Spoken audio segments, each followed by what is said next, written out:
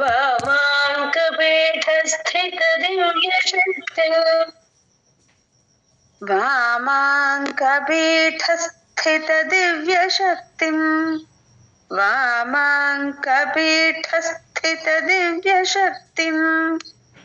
वामाङ्कपीठस्थितदिव्यशक्तिम् मन्दस्मितं सान्द्रकृपानिधानम्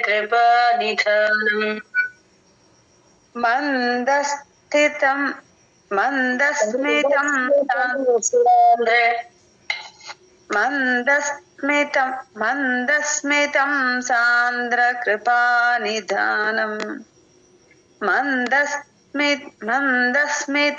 सान्द्रकृपानिधानम् मन्दस्मितं सान्द्रकृपानिधानम् श्वेताम्बरं श्वेतविलेपपुष्पम् मुक्ताविभूषम् उदितं त्रिनेत्रम् श्वेताम्बरं श्वेतविलेपपुष्पम् मुक्ताविभूषम् उदितं त्रिनेत्रम् श्वेताम्बरं श्वेतविलेपपुष्पम् मुक्ताविभूषम् उदितं त्रिनेत्रम् श्वेताम्बरं श्वेतविलेपपुष्पम् मुक्ताविभूषम् मुदितं त्रिनेत्रम् वामाङ्कपीठस्थितदिव्यशक्तिम् मन्दस्मितं सान्द्रकृपानिधानम्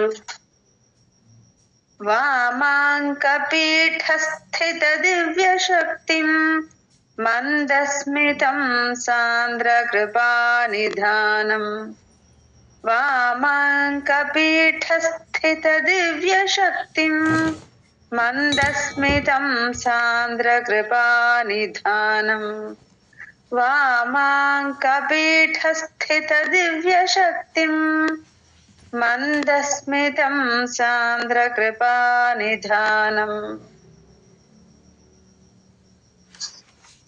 श्वेताम्बरं श्वेतविलेपपुष्पम् मुक्ताविभूषम् उदितं त्रिनेत्रम् वामाङ्कपीठस्थितदिव्यशक्तिम् मन्दस्मितं सान्द्रकृपानिधानम्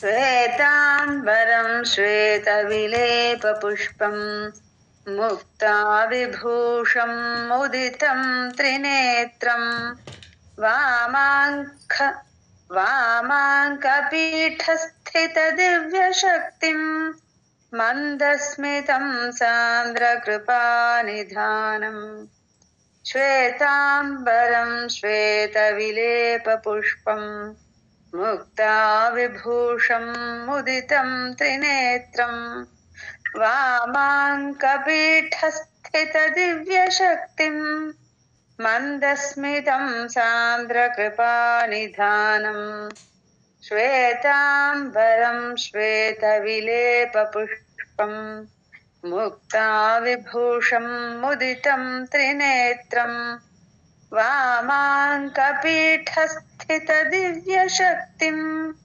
मन्दस्मितं सान्द्रकृपानिधानम् श्वेताम्बरं श्वेतविलेपपुष्पम् मुक्ताविभूषम् उदितं त्रिनेत्रम् वामाङ्कपीठस्थितदिव्यशक्तिम् मन्दस्मितं सान्द्रकृपानिधानम् श्वेताम्बरं श्वेतविलेपपुष्पम् मुक्ताविभूषम् उदितं त्रिनेत्रम् वामाङ्कपीठस्थितदिव्यशक्तिम् मन्दस्मितं सान्द्रकृपानिधानम् श्वेताम्बरं श्वेतविलेपपुष्पम् मुक्ताविभूषम् उदितं त्रिनेत्रम् वामाङ्कपीठस्थितदिव्यशक्तिम् मन्दस्मितं सान्द्र कृपानिधानम्. Ma'am? Repeat it. Okay. श्वेताम्बरं श्वेतविलेपपुष्पम् मुक्ताविभूषं मुदितं त्रिनेत्रम् वामाङ्कपीठस्थितदिव्यशक्तिम् मन्दस्मितं सान्द्रकृपानिधानम्. जय गुरुदत्तमे.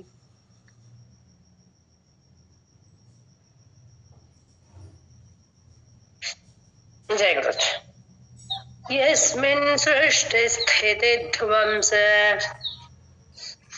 यस्मिन् सृष्टिस्थितिध्वंस यस्मिन् सृष्टिस्थितिध्वंस यस्मिन् सृष्टिस्थितिध्वंस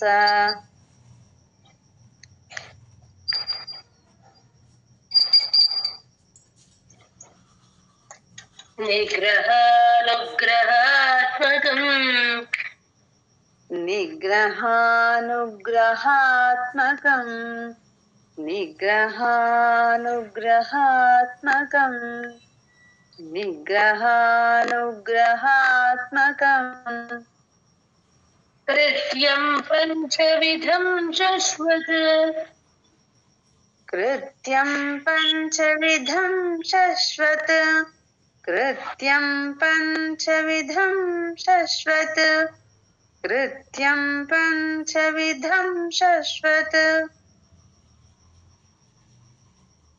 भासते गुरुं भजेत भासते तं गुरुं भजेत् भासते तं गुरुं भजेत् भासते तं गुरुं भजेत् यस्मिन् सृष्टिस्थितिध्वंस निग्रहानुग्रहात्मकम्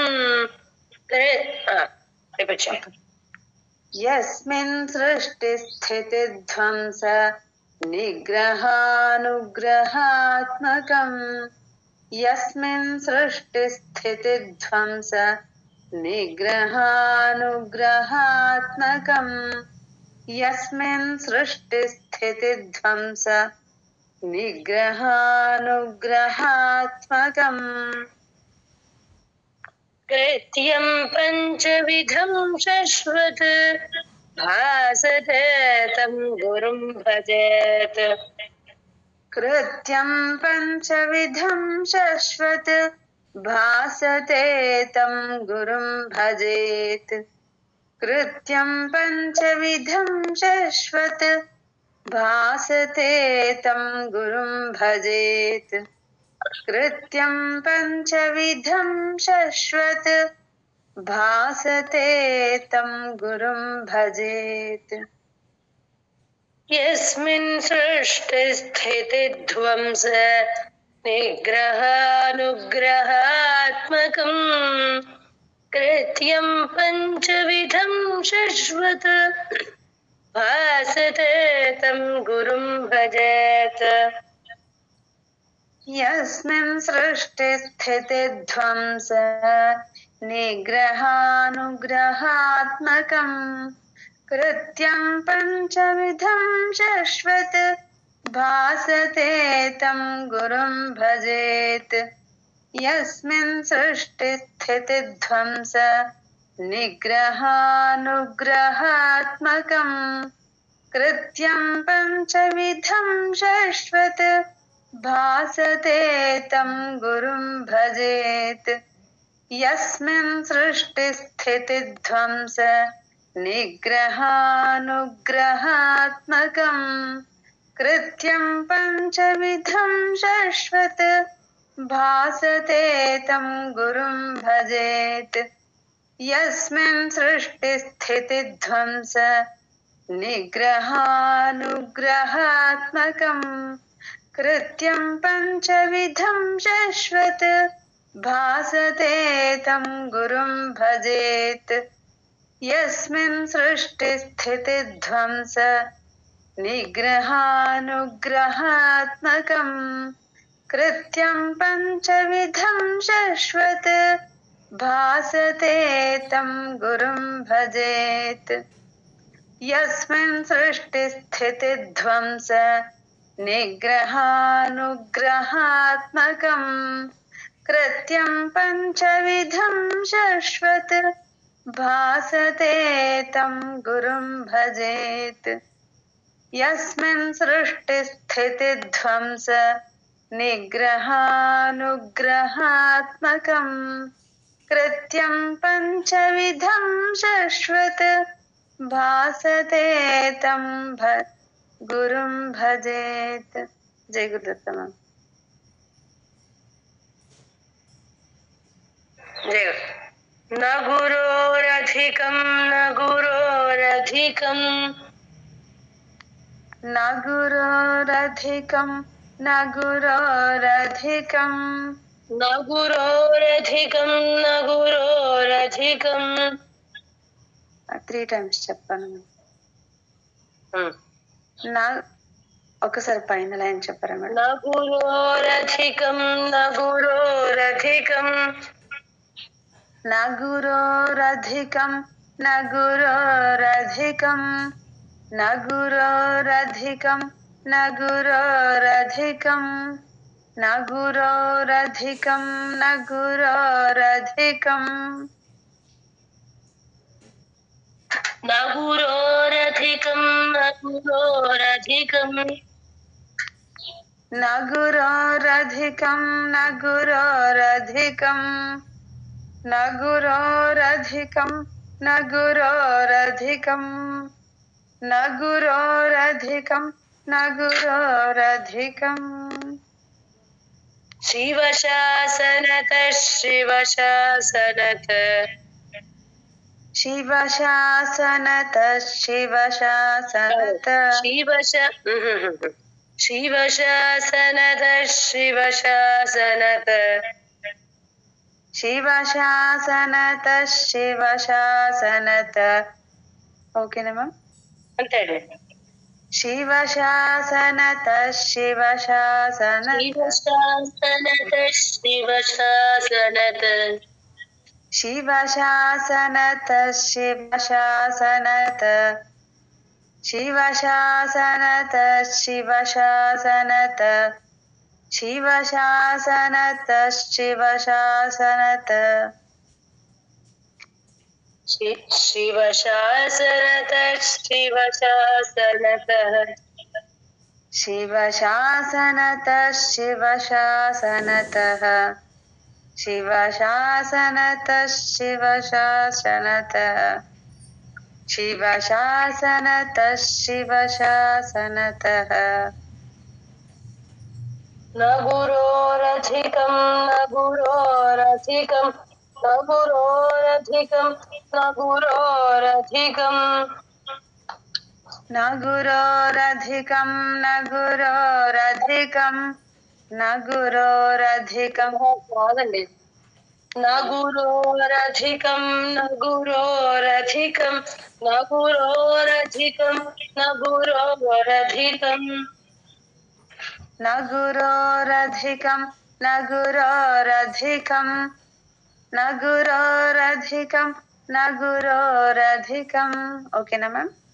అవునండి न गुरोरधिकं न गुरोरधिकं न गुरोरधिकं न गुरोरधिकं न गुरोरधिकं न गुरोरधिकं न गुरोरधिकं न गुरोरधिकं न गुरोरधिकं न गुरोरधिकं न गुरोरधिकं न गुरोरधिकं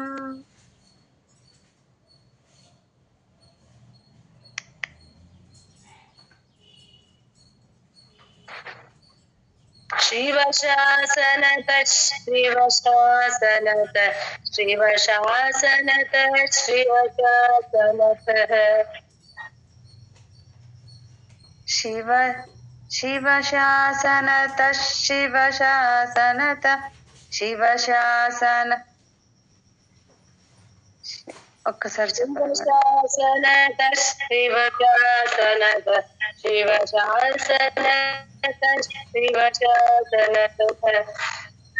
శివశాసనత శివశాసనత శివశాసనత శివశాసనత శివశాసనత అది కొంచెం శివశాసనత శివశాసనత శివశాసనత శివశాసనత శివ రావట్లేదు మేడం. శివశాసనత శివశాసనత శివశాసనత శివశాసనత శివశాసనత శివశాసనత శివశాసనత శివశాసనత శివశాసనత శివశాసనత శివశాసనత శివశాసనత శివశాసనత శివశాసనత శివశాసనత శివశాసనత అది నేను రిపీట్ చేశానండి 3 times నెక్స్ట్ టైం కరెక్ట్ గా ట్రై చేయండి, కాకపోతే నేనే చేసేస్తాను. నగురోరధికం నగురోరధికం నగురోరధికం నగురోరధికం శివశాసనత శివశాసనత శివశాసనత శివశాసనత. అంటే ఇప్పుడు థర్డ్ లైన్ లో శివశాసనత, ఫోర్త్ లైన్ లో సెకండ్ శివశాసనత సేమ్ ఉంటాయి కదా మేడం? Okay madam. నగురోరధికం నగురోరధికం నగురోరధికం నగురోరధికం శివశాసనత శివశాసనత శివశాసనత శివశాసనత నగురోరధికం నగురోరధికం నగురోరధికం నగురోరధికం శివశాసనధికం నగురోరధికం నగురోరధికం నగురోరధికం నగురోరధికం. Okay okay ma'am. నగురోరధికం నగురోరధికం నగురోరధికం నగురోరధికం శివశాసనత శివశాసనత శివశాసనత శివశాసనత.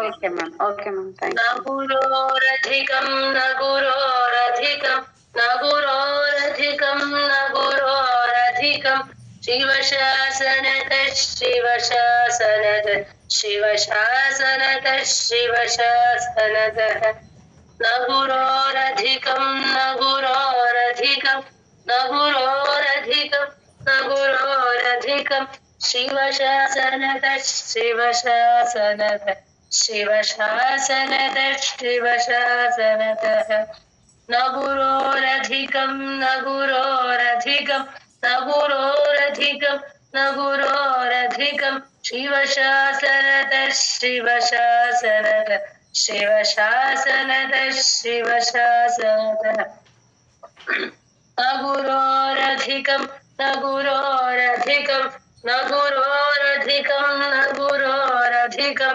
శివశాసనత శివశాసనత శివశాసనత శివశాసనత నగురోరధికం నగురోరధికం నగురోరధికం నగురోరధికం శివశాసనత శివశాసనత శివశాసనత శివశాసనత నగురోరధికం నగురోరధికం నగురోరధికం నగురోరధికం శివశాసనత శివశాసనత శివశాసనత శివశాసనత నగురోరధికం నగురోరధికం నగురోరధికం నగురోరధికం శివశాసనత శివశాసనత శివశాసనత శివశాసనత నగురోరధికం నగురోరధికం నగురోరధికం నగురోరధికం शिवशासनतः शिवशासनतः शिवशासनतः शिवशासनतः. Next repetition. ज्ञेयं सर्वं विलाप्येत ज्ञेयं सर्वं विलाप्येत ज्ञेयं सर्वं विलाप्येत ज्ञेयं सर्वं विलाप्येत विशुद्धज्ञानयोगतः विशुद्धज्ञानयोगतः विशुद्धज्ञानयोगतः विशुद्धज्ञानयोगतः ज्ञातृत्वमपि चिन्मात्रे ज्ञातृत्वमपि चिन्मात्रे ज्ञातृत्वमपि चिन्मात्रे ज्ञातृत्वमपि चिन्मात्रे नान्यः पन्थः द्वितीयकः नान्यः पन्था द्वितीयकः नान्यः पन्था रागमे मारदो नान्यः पन्थः द्वितीयकः नान्यः पन्था ద్వితీయకః ఒక్కసారి చెప్పరా మేడం నాన్యః పంథా ద్వితీయకః నాన్యః పంథా ద్వితీయకః ज्ञेयं सर्वं विलाप्येत विशुद्धज्ञानयोगतः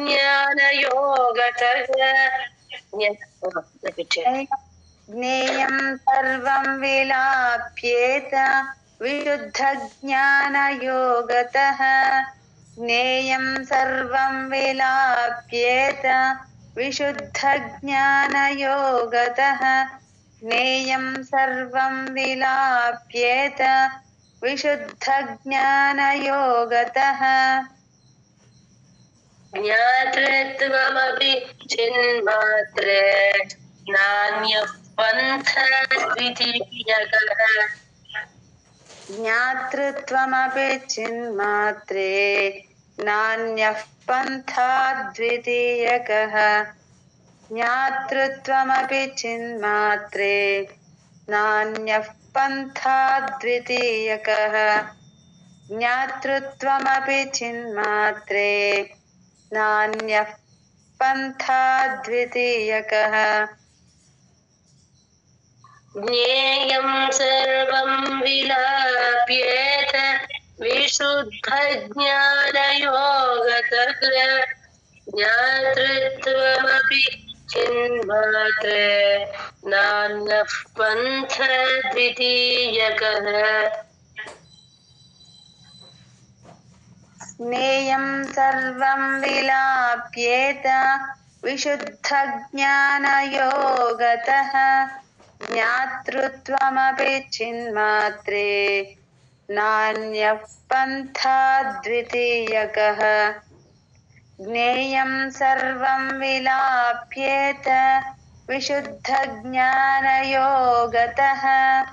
ज्ञातृत्वमपि चिन्मात्रे नान्यः पन्था द्वितीयकः ज्ञेयं सर्वं विलाप्येत विशुद्धज्ञानयोगतः ज्ञातृत्वमपि चिन्मात्रे नान्यः पन्था द्वितीयकः ज्ञेयं सर्वं विलाप्येत विशुद्धज्ञानयोगतः ज्ञातृत्वमपि चिन्मात्रे नान्यः पन्था द्वितीयकः ज्ञेयं सर्वं विलाप्येत विशुद्धज्ञानयोगतः ज्ञातृत्वमपि चिन्मात्रे नान्यः पन्था द्वितीयकः ज्ञेयं सर्वं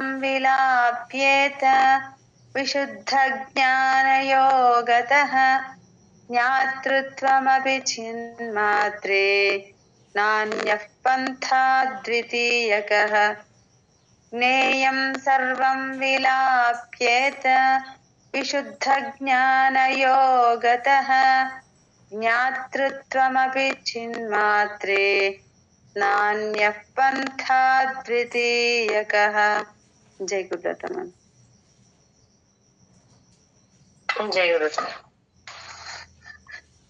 ज्ञानानन्दमयं देवं निर्मलस्फटिकाकृतिम् आधारं सर्वविद्यानां हयग्रीवमुपास्महे।